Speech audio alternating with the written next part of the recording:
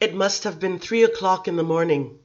I'd heard the church bells in my sleep, and like all sensible men in Paris, we had our door barred and our window locked.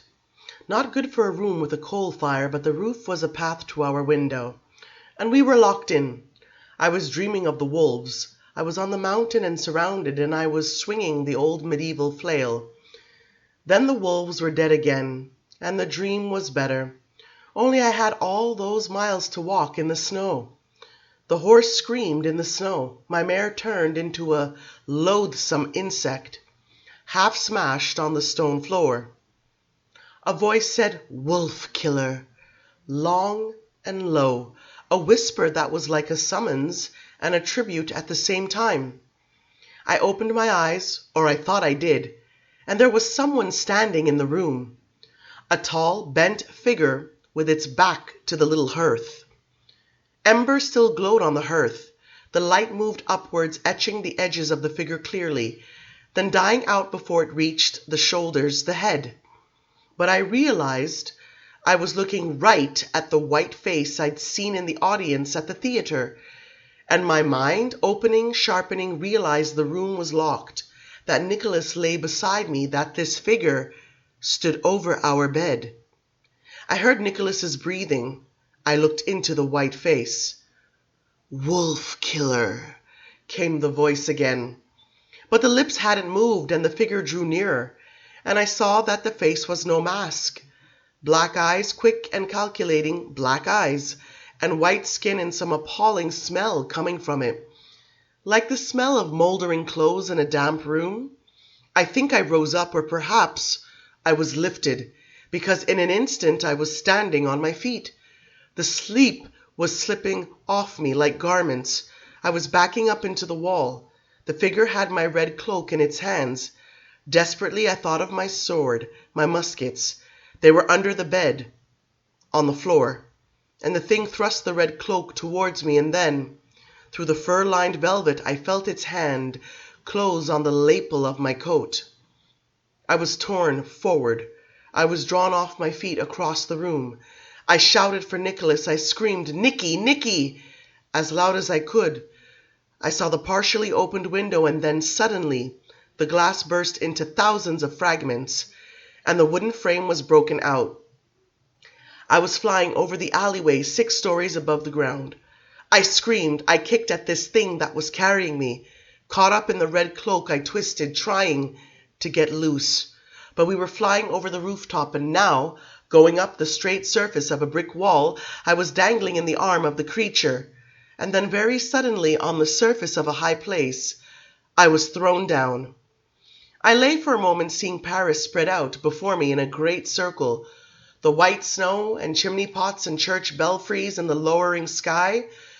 And then I rose up, stumbling over the fur-lined cloak, and I started to run. I ran to the edge of the roof and looked down, nothing but a sheer drop of hundreds of feet, and then to another edge, and it was exactly the same. I almost fell. I turned desperate, panting. We were on the top of some square tower, no more than 50 feet across, and I could see nothing higher in any direction, and the figure stood staring at me, and I heard come out of it a low, rasping laughter, just like the whisper before. "Wolf killer," it said again. "Damn you!" I shouted. "Who the hell are you?" And in a rage I flew at it with my fists. It didn't move.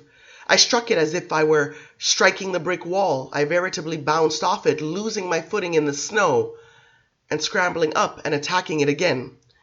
Its laughter grew louder and louder and deliberately mocking, but with a strong undercurrent of pleasure that was even more maddening than the mockery. I ran to the edge of the tower and then fumed on the creature again. "What do you want with me?" I demanded. "Who are you?" And when it gave nothing but this maddening laugh, I went for it again. But this time I went for the face and the neck, and I made my hands like claws to do it. And I pulled off the hood and saw the creature's black hair, and the full shape of its human-looking head, soft skin, yet it was as immovable as before. It backed up a little, raising its arms to play with me, to push me back and forth as a man would push a little child, Too fast for my eyes, it moved its face away from me, fuming to one side and then the other, and all of these movements with seeming effortlessness, as I frantically tried to hurt it and could feel nothing but that soft white skin sliding under my fingers and maybe once or twice its fine black hair. "Brave, strong little wolf killer," it said to me now in a rounder, deeper voice. I stopped, panting and covered with sweat, staring at it and seeing the details of its face, the deep lines I had only glimpsed in the theater, its mouth drawn up in a jester's smile. "Oh God, help me, help me," I said as I backed away. It seemed impossible that such a face should move, show expression, and gaze with such affection on me as it did. "God." "What God is that, wolf killer?" it asked. I turned my back on it and let out a terrible roar. I felt its hands close on my shoulders like things forged of metal. And as I went into a last frenzy of struggling, it whipped me around so that its eyes were sight before me, wide and dark, and the lips were closed yet still smiling. And then it bent down and I felt the prick of its teeth on my neck.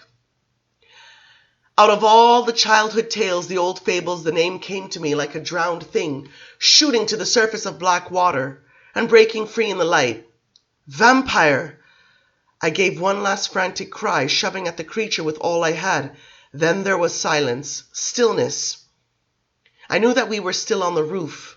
I knew that I was being held in the thing's arms, yet it seemed we had risen, become weightless. We're traveling through the darkness even more easily than we had traveled before. Yes, yes, I wanted to say, exactly. And a great noise was echoing all around me, enveloping me.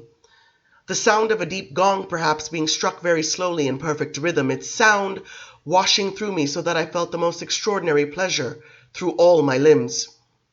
My lips moved, but nothing came out of them, yet this didn't really matter. All the things I had ever wanted to say were clear to me, and that is what mattered, not that they be expressed. And there was so much time, so much sweet time in which to say anything and do anything. There was no urgency at all, rapture. I said the word and it seemed clear to me. That one word, though, I couldn't speak or really move my lips. And I realized I was no longer breathing, yet something was making me breathe. It was breathing for me, and the breaths came with the rhythm of the gong, which was nothing to do with my body, and I loved it, the rhythm, the way that it went on, and I no longer had to breathe or speak or know anything. My mother smiled at me, and I said, "I love you," to her, and she said, "Yes, always loved, always loved." And I was sitting in the monastery library, and I was 12 years old, and the monk said to me, "A great scholar." And I opened all the books and could read everything, Latin, Greek, French. The illuminated letters were indescribably beautiful, and I fumed around and faced the audience in Renault's theater and saw all of them on their feet, and a woman moved the painted fan from in front of her face. And it was Marie Antoinette. She said, "Wolf killer." And Nicholas was running towards me, crying for me to come back. His face was full of anguish, his hair was loose, and his eyes were rimmed with blood. He tried to catch me. I said, "Nicky, get away from me," and I realized an agony, positive agony, that the sound of the gong was fading away. I cried out, I begged, "Don't stop it, please, please." "I don't want to. I don't. Please."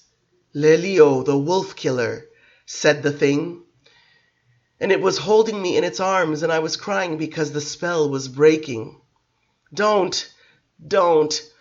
I was heavy all over. My body had come back to me with its aches and its pains and my own choking cries, and I was being lifted, thrown upwards, until I fell over the creature's shoulder, and I felt its arms around my knees. I wanted to say, "God, protect me."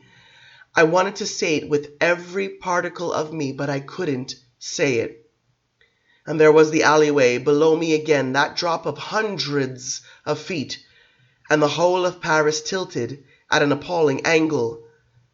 And there was the snow and the searing wind.